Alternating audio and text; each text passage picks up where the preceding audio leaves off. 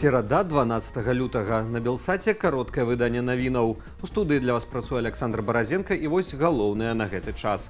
Стральба ў Асіповічах. Супрацоўнікі ДАІ ўжылі зброю для затрымання падазрыванага. Супрацоўнікі асіповіцкай міліцыі учора атрымалі арыенціроўку на аўтамабіль «Сеат», на якім перасоўваўся меркаваны падазраваны. Пабачыўшы падобнае аўта, экіпаж ДПС падаў сігнал спыніцца.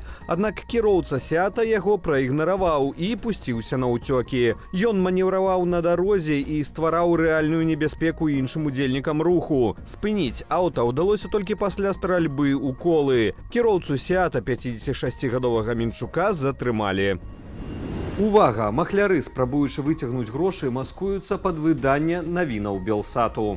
Жители Минска могут больше не работать. Именно эти слова сказал в своем обращении начальник МЧС. У социальных сетках шырыцца фейкавае відэа, быццам бы з нашага дзённага выдання навінаў, у якім моя калега чамусьці па-расейску распавядае пра тое, што ўлады быццам бы хаваюць ад беларусаў схему хуткага абагачэння праз інвестыцыі ў праект «Газпрому». У відэа фігуруюць кіраўнік Менскага гарвыканкаму і былы кіраўнік расейскага МНС у Пермскім краі, на якога быццам бы ажыццявілі замах, каб не дапусціць выцеку інфармацыі пра схему казачнага абагачэння. Заклікаем нашых гледачоў быць уважлівымі і не рэагаваць на правакацыі махляроў.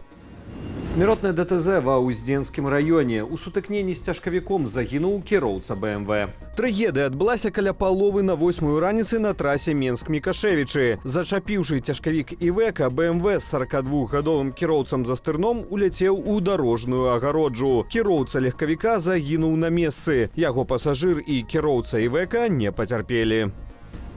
Два платы з беларускую кантрабандою затрымалі памежнікі Літвы. Самаробныя плывучыя сродкі ўжо традыцыйна перавозілі цыгарэты. Спроба пераправіць у Літву праз Нёман беларускія тытунёвыя вырабы была сарваная мясцовымі памежнікамі на выходных. Абодва платы былі знойдзеныя ў Друскінінкайскім раёне. Плывучыя сродкі былі абсталяваныя GPS-трекерамі з сім-картамі. Агульны кошт амаль 1000 знойдзеных на платах і канфіскаваных пачкаў цыгаретаў НЗ складае каля 5000 евраў. Акрамя таго, толькі за апошнія сотні літоўскія праваахоўнікі перахапілі 5 метэазондаў з беларускай кантрабандай. Імі ў балтыйскую краіну спрабавалі пераправіць 8500 пачак цыгарэт. Каб заставацца ў курсе падзеяў, чытайце Белсату Тэлеграм. У левым верхнім куце экрану вы бачыце QR-код, дзякуючы якому патрапіце на наш тэлеграм-канал. Падпісвайцеся на Тэлеграм Белсату, калі для вас гэта бяспечна. Што найменей адна асоба загінула і 4 параненыя ў выніку начной ракетнай атакі расейцаў на Кіеў. Сярод пацярпелых 9гадовая дзяўчынка. У ЗСУ паведамляюць пра запуск расейцамі 7 балістычных ракетаў «Іскандер» па ўкраінскай сталіцы і Крывым Розе. Збіць, як сцвярджаецца, удалося 6 з іх. Момант падзення ракеты ў Кіеве зафіксавалі камеры назірання адной з адукацыйных установаў.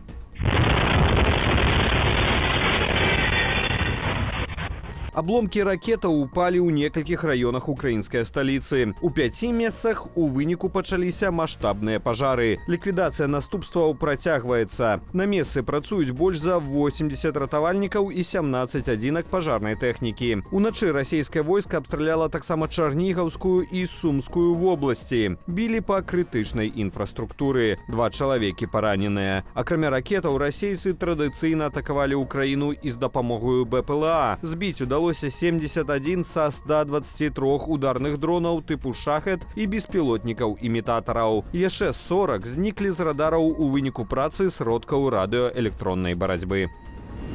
Украіна можа адкрыць гуманітарны калідор для эвакуацыі жыхароў з падкантрольнай ЗСУ часткі Курскай вобласці. Пра такія перамовы распавяла расейская ўпаўнаважаная ў правах чалавека Тацяна Маскалькова.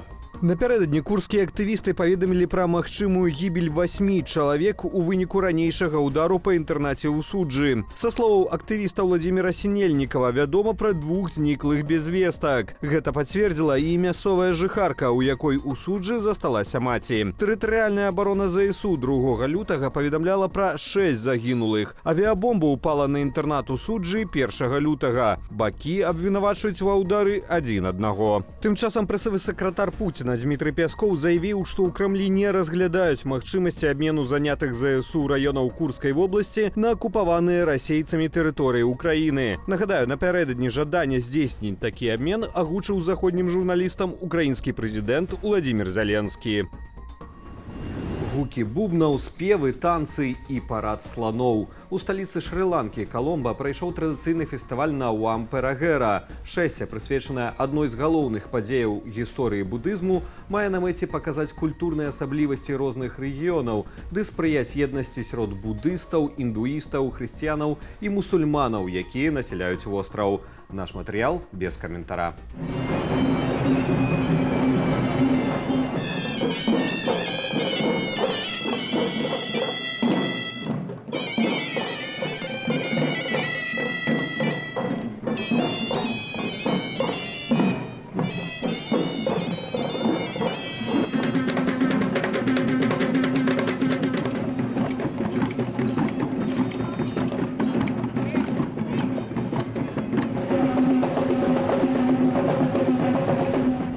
На гэтым я з вами развітваюся. Больш поўная інфармацыйная карціна дня з каментарамі і аналітыкаю чакае вас у вечаровым эфіры Белсату.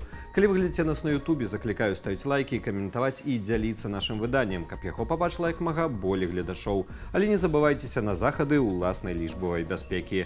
Беражыце сябе і заставайцеся з Белсатам.